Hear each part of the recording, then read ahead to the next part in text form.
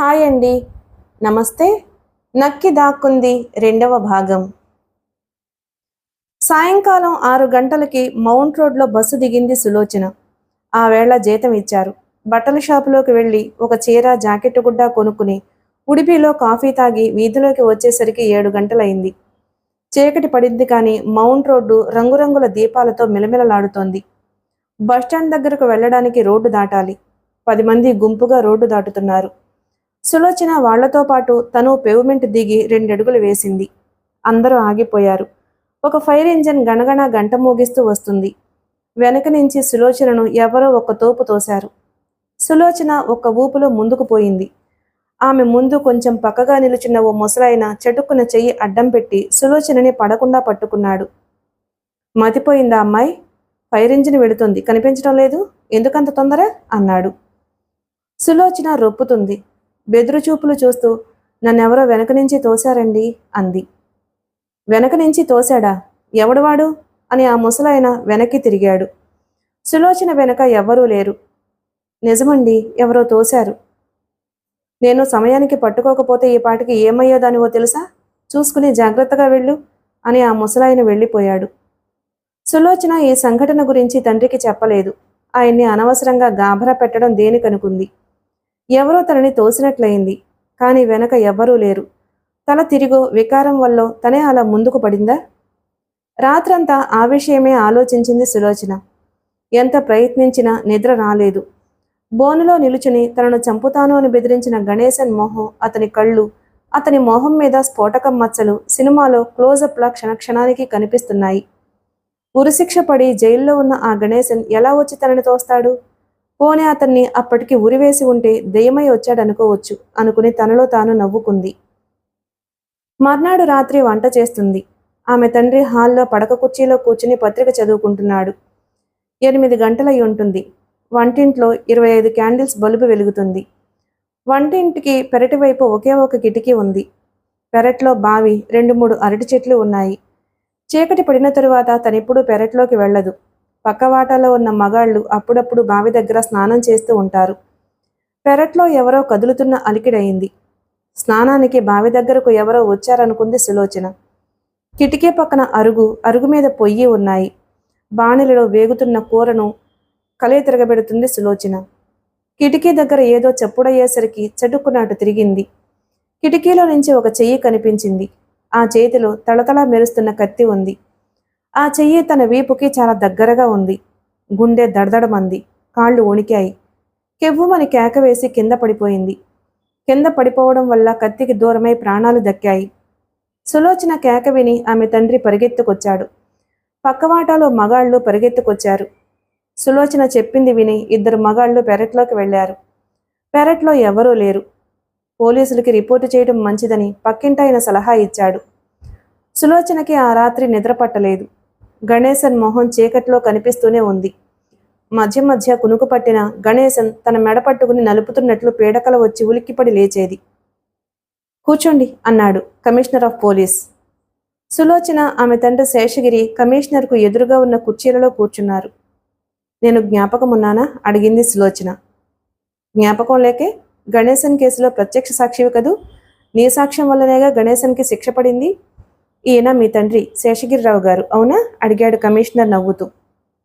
సులోచన తల ఊపి మౌంట్ రోడ్లో తనను ఎవరో ఫైర్ ఇంజిన్ కిందకి తొయ్యడానికి ప్రయత్నించడము, కిందటి రాత్రి కత్తితో పొడవడానికి ప్రయత్నించడము వివరంగా చెప్పి, నన్ను చంపుతానని గణేశన్ ప్రతిజ్ఞ పట్టాడు, మీకు తెలిసే ఉంటుంది అంది. నేను ఆ వేళ కోర్టులో లేను, కానీ విన్నాను అని కమిషనర్ టెలిఫోన్ చేసి డిటెక్టివ్ ఇన్స్పెక్టర్ స్వరాజ్యరావుని రమ్మని చెప్పాడు. గణేశన్ అనుచరులు మిమ్మల్ని చంపడానికి ప్రయత్నం చేసి ఉండొచ్చు. నిజమే, మీరు భయపడకండి. వెంటనే మీకు పోలీస్ రక్షణ ఏర్పాటు చేస్తాను అన్నాడు కమిషనర్. డిటెక్టివ్ ఇన్స్పెక్టర్ స్వరాజ్యరావు గదిలోకి రాగానే, ఈ అమ్మాయి ఈ గదిలో నుంచి బయటకు వెళ్లిన మరుక్షణం నుంచి ఈమె వెంట నీడల అనుక్షణము రాత్రింబగళ్లు మఫ్టీలో ఉన్న ఒక కానిస్టేబుల్ని కాపలా ఉంచాలి అని కమిషనర్ వివరాలు చెప్పాడు స్వరాజ్యరావుకి.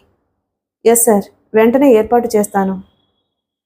ఈ అమ్మాయికి హాని జరిగిందా మన డిపార్ట్మెంట్ని పత్రికలు ప్రజలు దుమ్మెత్తిపోస్తారు, జాగ్రత్త అని స్వరాజ్యరావుని హెచ్చరించాడు పోలీస్ కమిషనర్. 1 వారం గడిచిన తరువాత డిటెక్టివ్ ఇన్స్పెక్టర్ స్వరాజ్యరావు కమిషనర్ గదిలోకి వెళ్ళాడు. Yes inspector. సులోచన గురించి సార్. ఏమిటి?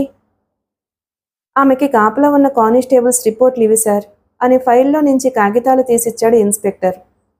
కమిషనర్ ఆ రిపోర్టులు స్థూలంగా పరిశీలించి విశేషమేమైనా ఉందా అని అడిగాడు. లేదు సార్, ఇప్పటికీ వారం రోజుల నుంచి రాత్రింబగళ్ళు మన కానిస్టేబుల్స్ ఆమెకు కాపలా ఉంటున్నారు. ఆమె ఇంట్లో ఉన్నప్పుడు ఇంటి దగ్గర కాపలా కాస్తున్నారు. ఆమె ఆఫీస్కు బయలుదేరితే ఆమె కూడా వెళుతున్నారు. ఆమె ఆఫీసులో ఉండగా ఆఫీసు బయట కాపలా ఉంటున్నారు. అనుమానించదగ్గ మనుషులు ఆమెను వెంటాడినట్లు గాని ఆమె వైపు చూసినట్లు గాని ఇంతవరకు నిదర్శనాలు ఏమీ కనిపించలేదు. ఆమె ఇంటి ప్రాంతాలకు గాని ఆఫీసు ప్రాంతాలకు గాని అనుమానించదగ్గ మనుషులు ఎవ్వరూ రాలేదు. కమిషనర్ చిన్నగా నవ్వి సులోచన భయానికి ఆధారాలు లేవంటారు అంతేనా ఇన్స్పెక్టర్ అన్నాడు. ఈ రిపోర్ట్లను బట్టి అలాగే కనబడుతోంది సార్. పోలీసులు అక్కడ ఉన్నారు అని తెలిసి ఆ దుర్మార్గులు ఆమె ఛాయలకు రాలేదేమో? అది ఆలోచించాను సార్. అందుకే ఈ మధ్య దిండిగల్ నుంచి ట్రాన్స్ఫర్ అయి వచ్చిన 2 డిటెక్టివ్ కానిస్టేబుల్స్ని నియమించాను. ఎవరో ఫైర్ ఇంజిన్ కిందకి తొయ్యడానికి ప్రయత్నించడము, కత్తితో పొడవడానికి ప్రయత్నించడము, ఆ 2 సంఘటనల గురించి దర్యాప్తు చేశాను సార్. మీ అభిప్రాయం ఏమిటి? ఫైర్ ఇంజిన్ కిందకి తోసిన సంఘటన గురించి స్పష్టమైన అభిప్రాయం ఏమీ లేదు సార్. తొందరగా ఎవరో రోడ్డు క్రాస్ చేస్తూ చూసుకోకుండా సులోచనని తోసుండొచ్చు. వీధిలో నలుగురు కలిసి తిడతారని ఆ మనిషి భయపడి కనిపించకుండా పోయుంటాడు అన్నాడు డిటెక్టివ్ ఇన్స్పెక్టర్ స్వరాజ్యరావు. సులోచనని కత్తితో పొడవడానికి ప్రయత్నం చేసిన విషయం దర్యాప్తు చేశారా అడిగాడు కమిషనర్. ఎవరో మనిషి పెరట్లోకి వచ్చి కిటికీలో నుంచి కత్తితో పొడవడానికి ప్రయత్నించాడు అనేందుకు నిదర్శనాలు ఏమీ లేవు. పక్కింటి వాళ్ళు సులోచన తండ్రి వెంటనే పెరట్లోకి వెళ్లి వెదికారు. అందువల్ల వాళ్ల అడుగుజాడలు మాత్రం కనిపించాయి. అంత మాత్రాన సులోచన అదంతా ఊహించుకుంది అని అనను. నిజంగానే ఎవడో పెరట్లో ప్రవేశించి కిటికీ దగ్గర నిలబడి ఉండొచ్చు. ఆమె మెళ్ళో ఉన్న ఏ గొలుసో దొంగిలించటం వాడి ఉద్దేశమై ఉండొచ్చు. బెదిరించడానికి చేత్తో కత్తి పట్టుకుని ఉండొచ్చు. సులోచన కేకవేయగానే పారిపోయి ఉండొచ్చు. గణేశన్ బెదిరింపుకి ఈ సంఘటనకి సంబంధం లేదేమో? ఏదైనా ఆ తర్వాత మళ్లీ సులోచన జోలికి ఎవ్వరూ రాలేదు. కమిషనర్ బల్ల మీద ఉన్న ఏవో కాగితాలు సర్దుతూ, అయితే సులోచనకి అంగరక్షకులు అవసరం లేదంటారా అడిగాడు. స్వరాజ్యరావు జవాబు చెప్పలేదు. ఆల్ రైట్, మీకు ఎలా మంచిదని తోస్తే అలా చేయండి అన్నాడు కమిషనర్. అమ్మాయి, ఈ ఉత్తరం చూడు అన్నాడు శేషగిరి. సులోచన ఆఫీస్ నుంచి వచ్చి ఇద్దరికీ టీ చేసి 2 కప్పులు హాల్లోకి తీసుకొచ్చి తండ్రికి 1 కప్ ఇస్తూ ఎవరు రాశారు అని అడిగింది. జవాబు చెప్పకుండా కూతురికి కవర్ అందించాడు శేషగిరి. సులోచన కవరులో నుంచి పావుఠావు కాగితం తీసింది. డియర్ సార్, మీరు రాసిన ఉత్తరం అందింది.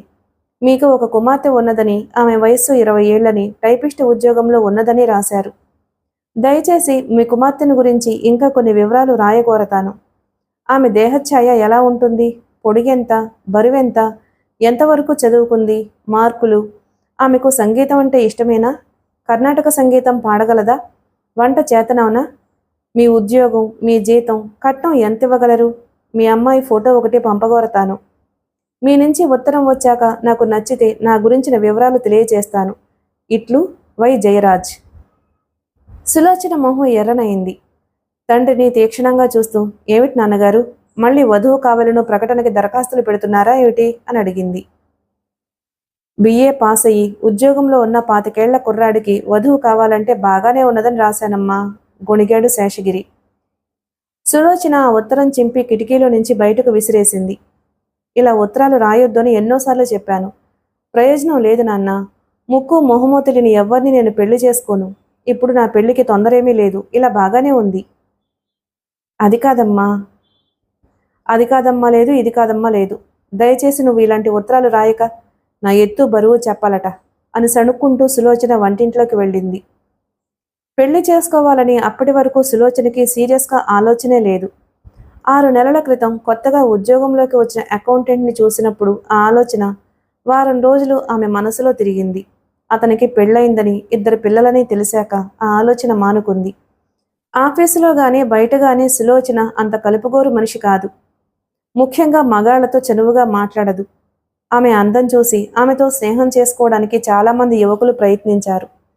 కానీ ముభావంగా దూరంగా మెలగడం వల్ల నీరసించిపోయారు. సులోచన రోజు కన్నా త్వరగా పడుకుంది. ఆవాళ పొద్దున్నే త్వరగా ఆఫీసుకు వెళ్ళింది. టైప్ చేయవలసిన కాగితాలు చాలా ఉన్నాయి. రోజంతా టైపు చేయడం వల్ల బాగా అలసిపోయి పడుకోగానే నిద్ర పట్టింది. ఓ రాత్రి వేళ ఎవరో తలుపు తట్టిన చప్పుడయి సులోచనకి మెలకువ వచ్చింది. తండ్రి మంచం మీద నుంచి చేస్తున్న కీచు చప్పుడు వినిపించింది. ఎవరు? అడిగింది సులోచన. ఏమో, పక్కింటైన అమృతాంజనం కోసం వచ్చాడేమో అంటూ శేషగిరి లేచాడు. తండ్రి తలుపు గడియ తీస్తున్న చప్పుడు వింటూ సులోచన తలుపు వైపు చూస్తుంది. వీధి మెట్ల మీద ఎవరో ఇద్దరు నిల్చునున్నారు. ఎవరు అని తండ్రి అడగడం వినిపించింది సులోచనకి. వాళ్ళు తన తండ్రి ప్రశ్నకు జవాబు చెప్పకుండా అతన్ని పక్కకు తోసి లోపలికొస్తున్నారు. తన కోసం తనను చంపడానికి వస్తున్నారు అని సులోచనకి అప్పుడు తెలిసింది. కేక వేయలేదు, వణికిపోలేదు. ఏదో శక్తి తనను తరిమినట్లయిందామెకు. అమాంతం మంచం మీద నుంచి లేచి వంటింట్లోకి ఒక గంతు వేసి తలుపు మూసి లోపల గడియ పెట్టుకుంది. తరువాత వీధంతా వినపడేటట్టు, చెవులు చిల్లులు పడేటట్టు దొంగలు దొంగలు అని కేకేసింది. తలుపు తీయి, పోలీసులు వచ్చారు, ఇక భయమేమీ లేదు అని శేషగిరి 1-2 సార్లు చెప్పిన తరువాత గాని సులోచన వంటింటి తలుపు తీయలేదు. పోలీసు ఉద్యోగులు సులోచన శేషగిరి చెప్పిన విషయాలు వివరంగా రాసుకుని బయట ఉన్నది ఎవరో తెలుసుకోకుండా రాత్రిపూట అలా తలుపు తీయకండి అని సలహా ఇచ్చి వెళ్ళిపోయారు. కమిషనర్ని కలుసుకోవడానికి సులోచన ఆమె తండ్రి వెళ్లారు. డిటెక్టివ్ ఇన్స్పెక్టర్ స్వరాజ్యరావు గారిని కలుసుకోమని కమిషనర్ చెప్పారు అని ఇన్స్పెక్టర్ గది చూపించాడు గుమస్తా. నన్ను హత్య చేయడానికి నిన్న రాత్రి మళ్లీ ప్రయత్నం చేశారు. నాకు అంగరక్షకులుగా ఉన్న మీ పోలీసులు ఏమయ్యారో తెలియదు అన్నది సులోచన. నిన్న రాత్రి మిమ్మల్ని హత్య చేయడానికి ప్రయత్నం జరిగిందా? వివరంగా చెప్పండి. సులోచన ఆమె తండ్రి జరిగిందంతా పోసగుచ్చినట్లు చెప్పారు. అంతా విని స్వరాజ్యరావు ఆ డివిజన్ పోలీస్ స్టేషన్కి టెలిఫోన్ చేసి నిన్న రాత్రి అయ్యపిళ్ళై వీధిలో జరిగిన సంఘటన గురించి రికార్డు చదివి వినిపించండి అడిగాడు స్థానిక ఇన్స్పెక్టర్ని. 10 నిమిషాల తర్వాత టెలిఫోన్ పెట్టేసి వాళ్ళు దొంగతనానికి రాలేదని, మిమ్మల్ని హత్య చేయడానికి వచ్చారని మీకెలా తెలుసు అడిగాడు స్వరాజ్యరావు. సులోచన బలవంతంగా నవ్వి, ఏ ఇంటికైనా వెళ్లే ముందు దొంగలు వాకపు చేస్తారని విన్నాను.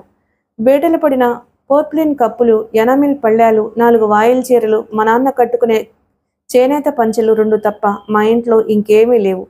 అదీ కాక 15 రోజుల్లో మా ఇంటికి 2 సార్లు దొంగలు రావడం ఆశ్చర్యంగా లేదా అని అడిగింది. అవుననుకోండి అని ఆలోచిస్తున్నాడు స్వరాజ్యరావు. శేషగిరి మండిపడుతూ, ఒక హంతకుణ్ణి పట్టుకునేందుకు సహాయపడ్డది మా అమ్మాయి. నిర్భయంగా కోర్టుకొచ్చి సాక్ష్యం ఇచ్చింది. ఆ హంతకుడు మా అమ్మాయిని చంపుతాను అని శపథం పట్టాడు. మీరు మీ పని కాగానే మీకేమీ బాధ్యత లేనట్లు. కోపం తెచ్చుకోకండి శేషగిరి గారు. వారం రోజులు మా పోలీసులు మీ అమ్మాయిని నీడలా వెంటాడారు, కనురెప్పలా కాచారు. మీ అమ్మాయిని ఎవరూ వెంటాడడం లేదని, ప్రమాదం ఏమీ ఉన్నట్టు సూచన కూడా లేదని రిపోర్ట్ ఇచ్చారు. అందుకని వాళ్ళను వేరే డ్యూటీకి పంపుంటారు, అవునా అన్నది సులోచన. గణేష్ అన్ని ఎప్పుడు ఉరితీస్తారు అడిగాడు శేషగిరి.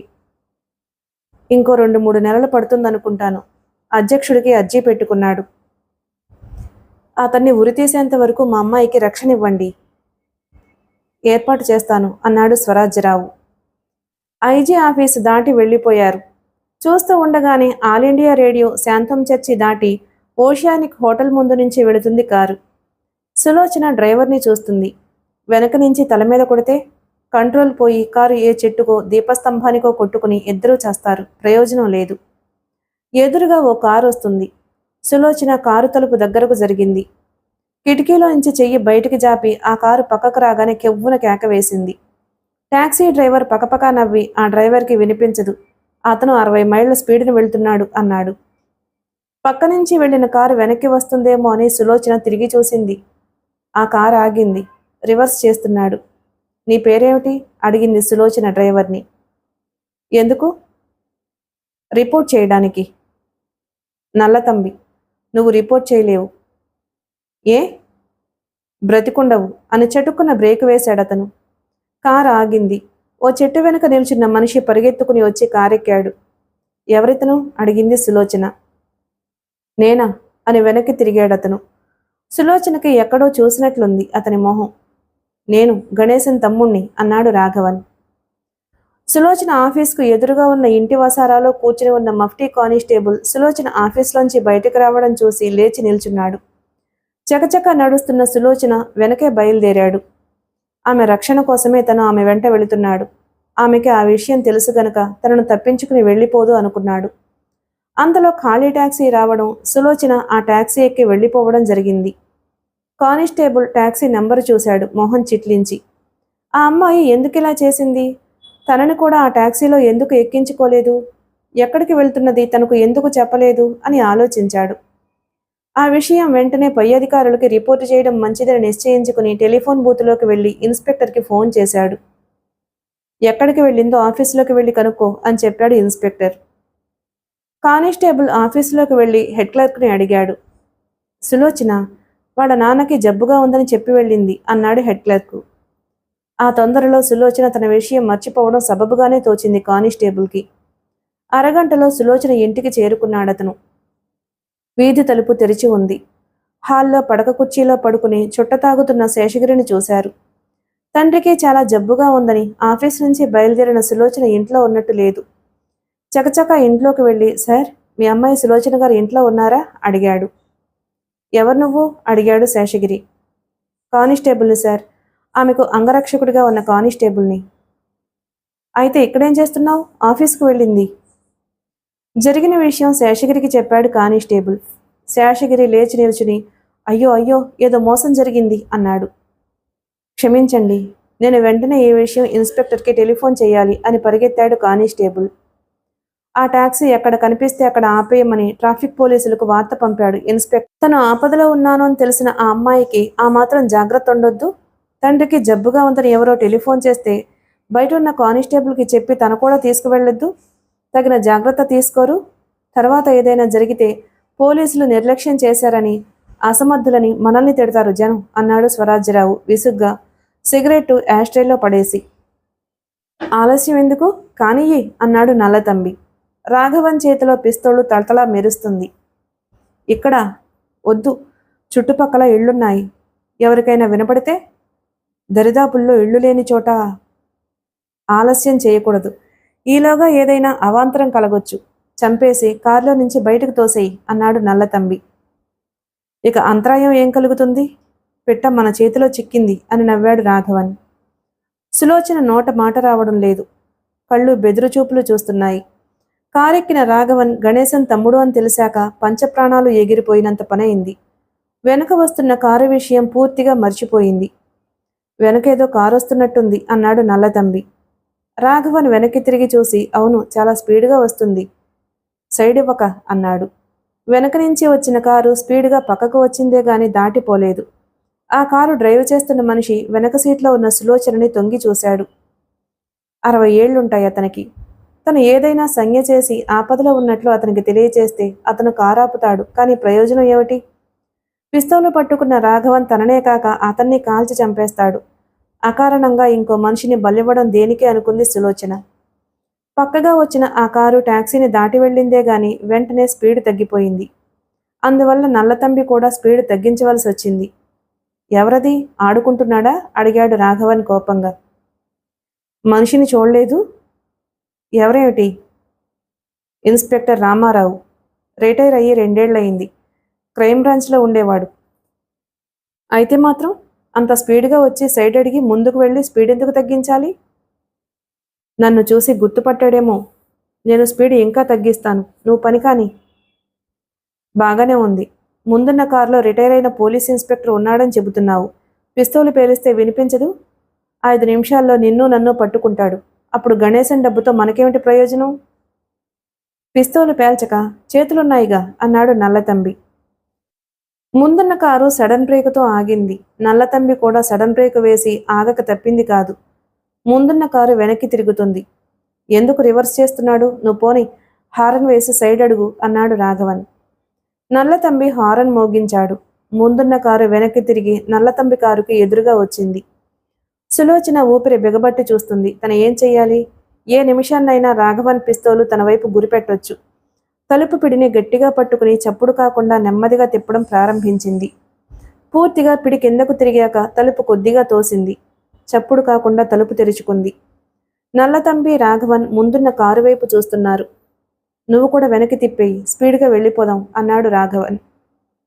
మనల్ని వెనక్కి తిప్పనిచ్చేటట్టు లేడు అంటూ నల్లతంబి రివర్స్ గేర్ వేశాడు. కారు నెమ్మదిగా కదులుతుంది. సులోచన చెట్టుకున్న తలుపు తెరుచుకుని కారులో నుంచి దూకేసింది. సరిగ్గా ఆ సమయానికి రాఘవన్ వెనక్కి తిరిగి చూసి పిస్తోలు పైకెత్తాడు. ముందున్న కారులోంచి వెంటనే ఢామ్ అని పిస్తోలు పేలింది. టాక్సీ విండ్షీల్డ్ అద్దం బద్దలైంది. ఆలోగా సులోచన రోడ్డు పక్కనున్న చెట్టు వెనక్కి వెళ్లి నక్కి దాక్కుంది. ఆ చెట్టు వెనక నుంచి కదలకమ్మాయి కేకేశాడు రిటైర్డ్ ఇన్స్పెక్టర్ తన కారులోంచి. విండ్షీల్డ్ గ్లాసు బద్దలైందే గాని రాఘవన్కి గాని నల్లతంబికి గాని దెబ్బ తగలలేదు. స్పీడ్గా రివర్స్ చేశాడు నల్లతంబి. 50 గజాలు రివర్స్లో వెళ్లిన తరువాత మళ్లీ ఫస్ట్ గేర్లో వేశాడు నల్లతంబి. కారు రివర్స్లో వెళ్తూ ఉండగా రామారావు దాన్ని వెంబడించాడు. నల్లతంబి కారు రయ్యమని తన పక్క నుంచి వెళ్ళిపోతుంటే రామారావు ఆశ్చర్యపోయి చూస్తూ ఊరుకున్నాడు. అదా కథ అన్నాడు రిటైర్డ్ ఇన్స్పెక్టర్ రామారావు సులోచన చెప్పిందంతా విని. ఏ క్షణాన ఏ మూల నుంచి కత్తో పిస్తోలో తీసుకుని ఎవరొస్తారో అనే భయంతో బతకడం చాలా కష్టంగా ఉంది అంది సులోచన. నిజమే కానీ పోలీసు రక్షణ అడిగిన తరువాత నువ్వు కాపలా ఉన్న పోలీస్ కానిస్టేబుల్కి చెప్పకుండా టాక్సీకి బయలుదేరడం తప్పు కదూ అన్నాడు రామారావు. అవును కానీ ఆ తొందరలో ఆ ఆదుర్దాలో జ్ఞాపకమే రాలేదు. రామారావు తల ఊపాడు. సమర్థతలో గాని జాగ్రత్తలో గాని మన పోలీస్ డిపార్ట్మెంటు ఏ పోలీస్ డిపార్ట్మెంటుకి తీసిపోదు. కానీ అడిగింది సులోచన ఆత్రంగా. ఒక మనిషిని ఎవరో కొందరు హత్య చేయడానికి పూనుకుంటే రక్షించడం చాలా కష్టమని నా అభిప్రాయం. మహాత్మా గాంధీని చంపుతారని తెలిసి దేశంలో పోలీసులంతా ఎంత జాగ్రత్తగా ఉన్నా హత్య జరిగింది. ఒక మనిషిని ఏ అపాయమూ లేకుండా రక్షించాలంటే లోపరహితమైన మార్గం ఒక్కటే ఉంది, పోలీసు కస్టడీలో ఉండాలి. సులోచన నవ్వి మీ సలహా ఏమిటి? పోలీస్ కస్టడీలో ఉండమంటారా అడిగింది. నిజంగా నా సలహా చెప్పమంటావా? వెంటనే ఇంకో ఊళ్ళో ఉద్యోగం చూసుకుని ఎవరికీ చెప్పకుండా ఆచూకీ ఎవరికీ తెలియకుండా చల్లగా ఈ ఊరి నుంచి వెళ్ళిపో. సులోచన ఆలోచనలో పడింది. రావమ్మ, డిటెక్టివ్ ఇన్స్పెక్టర్ స్వరాజ్యరావుకి వివరాలు తెలియచేయాలి అన్నాడు Ramarao car police headquarters చేరుకోగానే. ఆడవాళ్ల పెట్టే కిటకిటలాడుతుంది. సులోచన మధ్యనున్న బల్ల మీద కూర్చుంది. తండ్రిని స్టేషన్కి రావద్దంది. పెట్టెలోకి ఎక్కాక మళ్ళీ బయటికి తొంగి చూడలేదు. ఆఫీస్ నుంచి తిన్నగా రైల్వే స్టేషన్కి రాలేదు. సామాను తను కూడా తీసుకురాలేదు. మధ్యాహ్నమే పక్కింటి అబ్బాయి పెట్టే పరుపు స్టేషన్కి తీసుకువెళ్ళి క్లాక్ రూమ్లో పెట్టి రసీదు తీసుకుని ఆఫీస్కు వెళ్ళి సులోచనకిచ్చాడు. సులోచన ఆ రసీదు ఆఫీస్లో ఒక గుమస్తాకిచ్చి స్టేషన్కి వచ్చి సామాన్లు క్లాక్ రూమ్ నుంచి తీసుకుని తనకివ్వమని కోరింది. సులోచన ఆఫీస్ నుంచి తిన్నగా ఓ స్నేహితురాలి ఇంటికి వెళ్ళింది. రైలు ఇంకో అరగంటకి బయలుదేరుతూ ఉండగా వాళ్ళు కారులో స్టేషన్కి వెళ్ళింది. పెట్టెలో ఎక్కి కూర్చున్నాక సామాన్లు తెచ్చి లోపల పెట్టి వెళ్ళిపోయాడా గుమస్తా. లక్ష్మి ఇంజనీరింగ్ వర్క్స్ బ్రాంచ్ బెంగళూరులో ఉంది. ప్రొప్రైటర్కి తన స్థితి వివరంగా చెప్పేసరికి బెంగళూరుకి ట్రాన్స్ఫర్ చేశాడు సులోచనని. ఒకరిద్దరికి తప్ప ఆఫీస్లో ఎవ్వరికీ తెలియదు ఆ విషయం. సులోచన ఎవరికీ చెప్పలేదు. గణేశన్ని ఉరితీశాక మద్రాస్కి తిరిగొస్తానని చెప్పినందువల్ల శేషగిరి మద్రాసులోనే ఉండిపోయాడు. చాలా కట్టుదిట్టంగా పథకం వేసి బయలుదేరింది తను. బెంగళూరు వెళ్తున్నట్లు ఆ గణేశన్ మనుషులకి తెలియదు. తను ఎక్కడికి వెళ్ళింది వాళ్ళు తెలుసుకోలేరు. సులోచన లోలోన నవ్వుకుంటుంది. పుస్తకాలలో చదివి ఇటువంటి సంఘటనలు జరగడం అసహజం అనుకుంటారు. కానీ మధ్యతరగతి కుటుంబంలోని తను హంతకుల కుట్రల్లో ఇరుక్కుని నానా చిక్కులు పడుతుంది. ఆ సులోచన కనిపించి 4 రోజులైంది అన్నాడు నల్లతంబి రాఘవన్తో. ఇద్దరూ రూపం బాగా మార్చుకున్నారు. నల్లతంబి మీసాలు పెంచాడు. జుట్టు పొట్టిగా కత్తిరించుకున్నాడు. కళ్లద్దాలు పెట్టుకున్నాడు. రాఘవన్ కూడా పూర్తిగా రూపం మార్చుకున్నాడు. రిటైర్డ్ ఇన్స్పెక్టర్ రామారావు గాని సులోచన గాని ఏ ఇతర పోలీసు ఉద్యోగి గాని వాళ్ళను చూసినా సులభంగా గుర్తుపట్టలేరు. ఈ ఊరు నుంచి పారిపోయిందనుకుంటాను. ఇంకేదో ఊరికి వెళ్ళి దాక్కునుంటుంది అన్నాడు రాఘవన్. నల్లతంబి తల ఊపి ఎక్కడికి వెళ్ళిందో తెలుసుకోవాలి, ఎలా అడిగాడు. సులభమే. ఎలా? ఆఫీస్కి టెలిఫోన్ చేసి అడిగితే సరి. చెబుతారా? మనం టెలిఫోన్ చేయొద్దు, ఎవరైనా ఆడదాన్ని టెలిఫోన్ చేయమందాం. నల్లతంబి తల ఊపాడు. ఎవరు? సులోచన. ఆఫీస్లో లేదు అన్నది ఆపరేటర్. సెలవు మీద ఉందా? అవును. ఊళ్ళోనే ఉందా? ఏమో తెలీదు అన్నది ఆపరేటర్. ఆమెకు నిజంగానే తెలీదు. టెలిఫోన్ చేసిన మనిషి రిసీవర్ హుక్ మీద పెట్టేసి ఆపరేటర్ చెప్పిన విషయం రాఘవన్కి చెప్పింది. రాఘవన్ ఓ 5 రూపాయల నోటు ఆమెకిచ్చి ఈ విషయం ఎవరికీ చెప్పక అని వెళ్ళిపోయాడు. అలాగా. సులోచన ఎక్కడికి వెళ్ళింది ఆఫీస్లో ఆపరేటర్కి కూడా తెలియదా? లేక తెలిసి చెప్పడం లేదా అన్నాడు నల్లతంబి టెలిఫోన్ చేసిన విషయం రాఘవన్ చెప్పగానే. ఏదైతేనే సులోచన ఏ ఊరుకు వెళ్ళింది తెలియడం లేదు అన్నాడు రాఘవన్. నల్లతంబి బీడీ వెలిగించాడు. ఛ, బీడీ వెలిగించక ఇంత సిగరెట్టు, బీడీ వాసన భరించలేను అన్నాడు రాఘవన్. నల్లతంబి నవ్వి, ఆలోచించాలి, బీడీ పొగ పీలిస్తేనే గాని బుర్రలో ఆలోచనలు తిరగవు. బీడీ వాసన భరించలేకపోతే కాసేపు అలా తిరిగిరా అన్నాడు. 10 నిమిషాల తరువాత రాఘవన్ తిరిగొచ్చి, ఏమిటి, ఏదైనా పథకం ఆలోచించావా అడిగాడు. నల్లతంబి తల ఊపి, ఓ కవరుందా అన్నాడు. ఉంది. దానిమీద సులోచన ఇంటి అడ్రస్ రాయి, పైన రిజిస్టర్డ్ అని రాయి అన్నాడు నల్లతంబి. రాఘవన్ కవర్ మీద సులోచన చిరునామా రాశాడు. నల్లతంబి పాత పత్రికలో ఒక కాగితం చింపి కవరులో పెట్టి అతికించి దాన్ని పోస్ట్ చేయమన్నాడు. Post sir. శేషగిరి తలుపు తీశాడు. మీ అమ్మాయికి రిజిస్టర్డ్ కవర్ సార్ అన్నాడు పోస్ట్ మ్యాన్. రోజూ వచ్చే పోస్ట్ మ్యానే. 6 నెలలుగా ఆ బీటులో ఉన్నాడు. అందుకే శేషగిరికి అనుమానం కలగలేదు. అమ్మాయి ఊళ్ళో లేదు. రేపో ఎల్లుండో తీసుకురానా? రీడైరెక్ట్ చేస్తారా? రీడైరెక్ట్ చేస్తాను అని శేషగిరి కవరు తీసుకుని దాని మీద సులోచన బెంగుళూరు చిరునామా రాశాడు. పోస్ట్ మ్యాన్ వెళ్ళిపోయాడు. 1 గంట కల్లా ఉత్తరాల బట్వాడా పూర్తి చేసి పోస్టాఫీస్కి వెళ్తున్నాడు. అతని పక్కన ఓ కారు ఆగింది. పోస్ట్ మ్యాన్, వెంకటాచల మొదటి వీధి ఎక్కడా అడిగాడు ఆ కారు డ్రైవరు. పోస్ట్ మ్యాన్ చెప్పాడు. మాకు ఈ ఊరు కొత్త, మాతో వచ్చి చూపిస్తావా అని అడిగాడు వెనక సీట్లో కూర్చున్న రాఘవన్. సైకిల్ ఉంది సార్ అన్నాడు పోస్ట్ మ్యాన్. సైకిల్ ఇక్కడే ఉంచు, మళ్ళీ ఇప్పుడే తీసుకొచ్చి దింపేస్తాను, ఓ రూపాయి ఇస్తాను. పోస్ట్ మ్యాన్ తల ఊపి కారెక్కాడు. కారు కదిలింది. వెనక నుంచి ఒక చెయ్యి అతని మొహం మీదకొచ్చింది. చటుక్కున వెనక్కి తిరిగాడు. ఆలోగా తీయని వాసన గుప్పున కొట్టింది. తల తిరిగింది. పూర్తిగా వెనక్కి తిరిగే లోపే స్పృహ పోయింది. అతనికి మళ్లీ స్పృహ వచ్చేసరికి ఓ వీధిలో పేవ్మెంట్ మీద పడుకునున్నాడు. ఎవరో 4 పక్కన నిల్చుని పాపం మోర్చిపోయినట్టున్నాడు అంటున్నారు. ఎవరో మొహం మీద నీళ్లు చల్లుతున్నారు. పోస్ట్ మ్యాన్ గాభరాగా లేచి కూర్చున్నాడు. ఏమైంది? నీకప్పుడప్పుడు ఇలా మూర్ఛలు వస్తూ ఉంటాయా? పోస్ట్ మ్యాన్ వాళ్ల ప్రశ్నలకు జవాబు చెప్పలేదు. డబ్బు పోయిందా? ఉత్తరాలేమైనా పోయాయా అని తన సంచిలో వెదుకుతున్నాడు. సరిగా చూసుకోవయ్యా అన్నాడు ఓ పెద్ద మనిషి. 1కి 2 సార్లు చూసుకున్నాడు పోస్ట్ మ్యాన్. చిన్న కాగితం ముక్క కూడా పోలేదు, అన్నీ ఉన్నాయి. పోస్ట్ మ్యాన్ ఆశ్చర్యానికి అంతులేదు. ఎవరో దుర్మార్గులు తనని కారెక్కించుకుని మత్తుమందిచ్చారు. ఎందుకు? తన దగ్గర నుంచి డబ్బు దోచుకోవడానికైతే ఆ దుర్మార్గులకి చాలా నిరుత్సాహం కలిగి ఉంటుంది. మనీ ఆర్డర్లన్నీ ఇచ్చేశాడు. 4 రూపాయలు చిల్లర మిగిలింది, అది పోలేదు. అందుకే జరిగిన విషయం ఎవరికీ చెప్పదలుచుకోలేదు. చెబితే నవ్వుల పాలవుతాడు తను. సులోచన, సులోచన! చదువుతున్న పుస్తకం పెట్టేసి సులోచన వసారాలోకి వెళ్ళింది. నీకు టెలిగ్రామ్ వచ్చింది, మ్యాట్రన్ రమ్మంటుంది అన్నది పక్క గదిలో ఉండే అమ్మాయి. తనకి టెలిగ్రామా? ఎవరి దగ్గర నుంచి? తన తండ్రే ఇచ్చుండాలి. సులోచన గుండె దడదడా కొట్టుకుంది. గబగబా మెట్లు దిగి వెళ్ళింది. మ్యాట్రన్ టెలిగ్రామ్ కవరు సులోచనకి అందించి మొహం చూస్తూ నిల్చుంది. కవరు చింపుతుంటే సులోచన వేళ్లు వణికాయి. గుడ్ న్యూస్లా ఉందే అన్నది మ్యాట్రన్ సులోచన మొహంలో వెలుగు చూసి. మా నాన్నగారు వస్తున్నారు. ఎప్పుడు? పొద్దున్న మెయిల్లు. 6 గంటలకు వస్తుంది అన్నది మ్యాట్రన్. థ్యాంక్స్, 5 గంటలకు నిద్రలేస్తే చాలు అని సులోచన తన గదిలోకి వెళ్ళింది. వర్కింగ్ గర్ల్స్ హాస్టల్లో ఉంటుంది సులోచన. ఆ హాస్టల్లో మొత్తం 300 మందికి పైగా స్త్రీలున్నారు. విద్యార్థినులు, ఉద్యోగం చేస్తున్న స్త్రీలు, ఉద్యోగాల కోసం వచ్చిన స్త్రీలు ఒక్కొక్క గదిలో 2 ఉంటారు. సులోచన రూమ్మేట్ విమల BA చదువుతోంది. గుడ్ న్యూస్ అడిగింది విమల సులోచన గదిలోకి రాగానే. సులోచన తల ఊపి తన తండ్రి వస్తున్న సంగతి చెప్పి, విమల, పొద్దున్న స్టేషన్కి వెళ్ళాలి, తోడొస్తావా అడిగింది. గుడ్ గాడ్, తెల్లారగట్ట 5 గంటలకి ఈ చలిలో? No no please. సాయంకాలం సినిమాకి తోడు రమ్మంటే రానన్నావే, ఎలా అడుగుతున్నావు? సులోచన నవ్వి ఊరుకుంది. అవును, తను ఎవరితోనూ కలవకుండా ముభావంగా ఉంది ఇన్ని రోజులు. ఎక్కడికి వెళ్ళక, జనం లేని చోట తిరగక, చీకటి పడిన తరువాత హాస్టల్లోంచి కదలక, అపరిచితులతో మాట్లాడక అని తండ్రి సలహా ఇచ్చాడు. అది తూచా తప్పకుండా పాటించింది. సులోచన పడుకుందే గాని నిద్ర పట్టలేదు. ఈ అజ్ఞాతవాసం ఇంకా ఎన్నాళ్ళు?